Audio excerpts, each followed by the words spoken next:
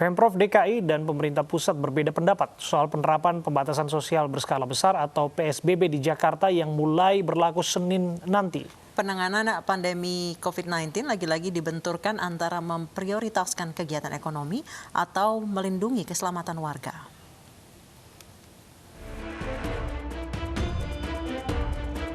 Tak tanggung-tanggung, Wakapolri Komjen Polisi Gator Edi Jumat pagi harus sidak kedisiplinan warga di stasiun Tanah Abang. Tak aneh, karena pertambahan kasus corona di ibu kota kian mengkhawatirkan.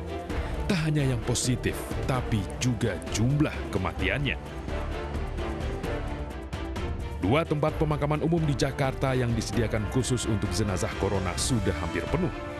Para penggali kubur bahkan mulai kewalahan lantaran kian hari jumlah jenazah yang harus dimakamkan kian meningkat.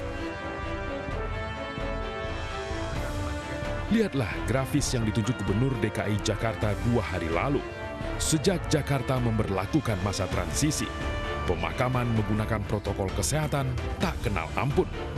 Terlebih 2 pekan terakhir, di mana angka penambahan harian berkali-kali mencatat rekor baru.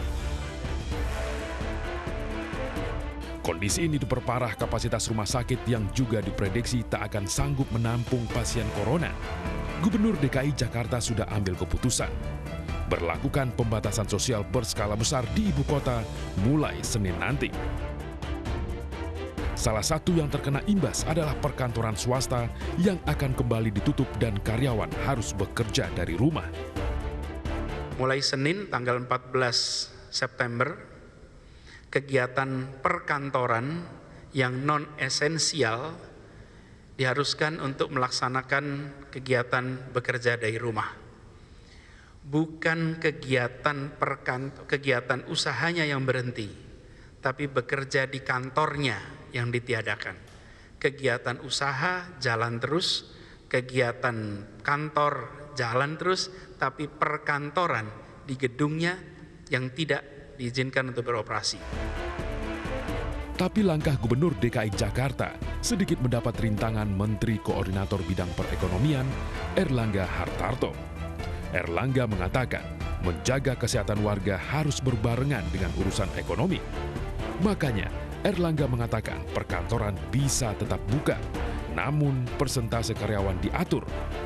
Pemerintah pusat akan menggalakkan operasi justisi demi memastikan penerapan protokol kesehatan di perkantoran.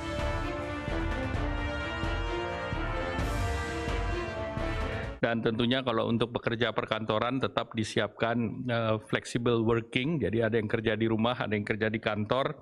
Nanti tentu presentasinya akan ditentukan dan pemerintah juga akan menggelar operasi justisi, yaitu operasi yang akan mengetatkan kedisiplinan masyarakat. Dan ini tadi sudah dirapatkan juga dalam komite yang melibatkan juga Wakapolri dan Wakasat, sehingga ini akan terus dijalankan juga termasuk di perkantoran. Kurang kompak Gubernur DKI Jakarta dengan para menteri pemerintah pusat bukan kali ini saja. Sejak awal corona di tanah air, DKI dan pusat selalu dibenturkan mana lebih dulu ekonomi atau kesehatan warga. Kematian satu orang adalah kematian saudara kita dan itu terlalu banyak. Pada setiap kematian ada keluarga, ada teman-teman yang ditinggalkan lebih cepat. Dan setiap satu angka kematian sesungguhnya adalah satu orang yang disayangi, yang dibutuhkan kehadirannya bagi banyak orang yang lain. Sejauh ini pemerintah DKI belum mengeluarkan aturan detail pembatasan sosial berskala besar. Tapi Gubernur Anies mengingatkan warganya, kondisi Jakarta saat ini kembali darurat, bahkan lebih parah dari awal pandemi.